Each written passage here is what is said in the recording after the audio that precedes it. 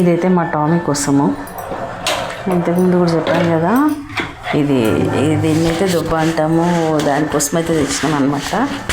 మార్కెట్కి వెళ్ళి ఉండే మా వారు, సో దానికోసం తెచ్చిండు. కొంచెం ఆయిల్ వేసిన, కొద్దిగా పసుపు, కొంచెం ఉప్పు, కొంచెం కారం ఇట్లా కలిపేసి దానికి కొద్దిగా బాయిల్ చేసి పెట్టేస్తాను అనమాట. ఇంకా ఎక్స్ట్రా ఏం లేదు. కొంచెం మరీ పచ్చిది పెట్టొద్దు కదా కుక్కలకి, అంటే అవి తింటుండొచ్చు బయట పచ్చివి తింటాయి, కానీ మనం అట్లా పెడితే ఏమో కొంచెం నాకు భయం. అందుకని చెప్పేసి కొద్దిగా కొంచెం సేపు ఇట్లా స్టవ్ మీద పెట్టేసి కొద్దిగా ఉడకబెట్టేసి దాన్ని పెడతాను అనమాట.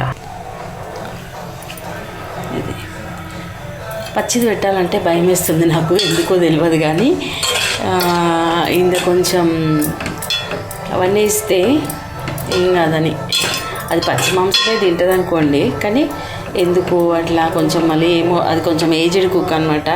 అది మాకు తెలిసే 5-6 years నుంచి మేము చూస్తున్నాం దాన్ని.